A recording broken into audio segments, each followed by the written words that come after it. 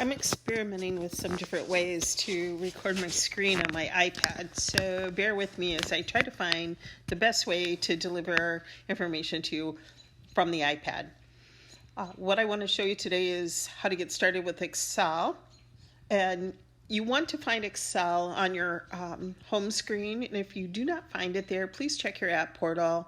It is very likely that it is still in your app portal. So I'm going to click on Excel.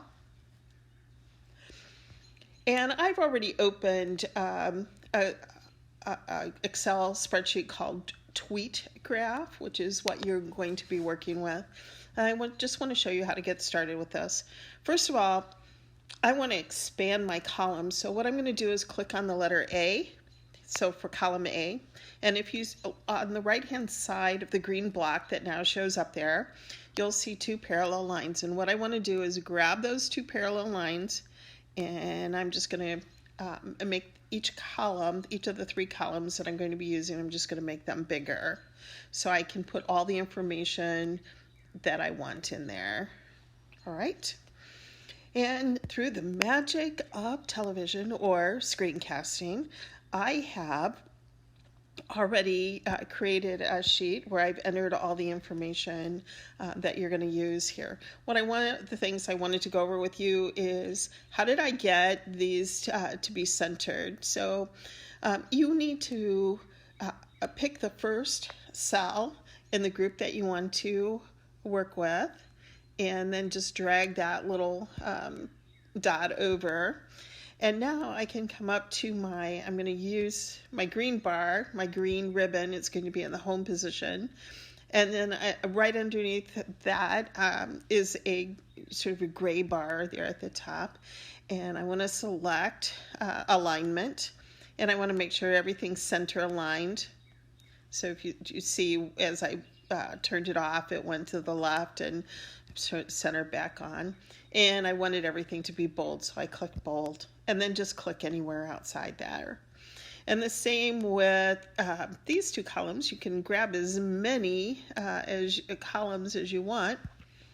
And I did the same thing. I just went and said center, all the information there.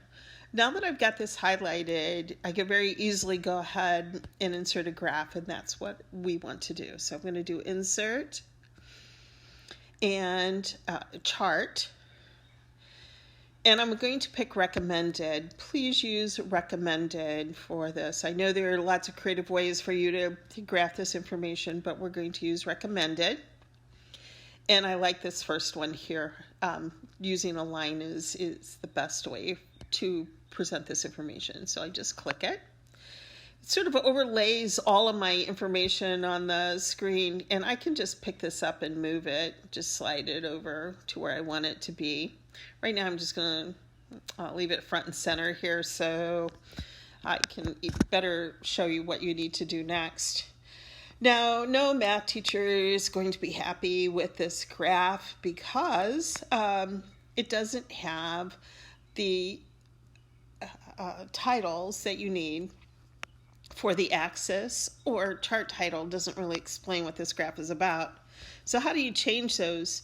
You're going to look at the gray ribbon at the top, and where you see elements, you go to axis titles and you turn on horizontal, and axis titles turn on vertical, and notice now you have axis titles. You can just click in here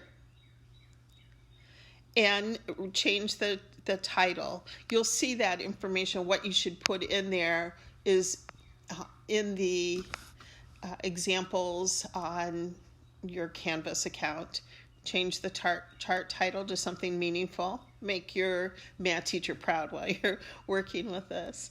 Now, I also know that some of you are going to be like, oh, styles. Yeah, go ahead, change the style. You can change the colors.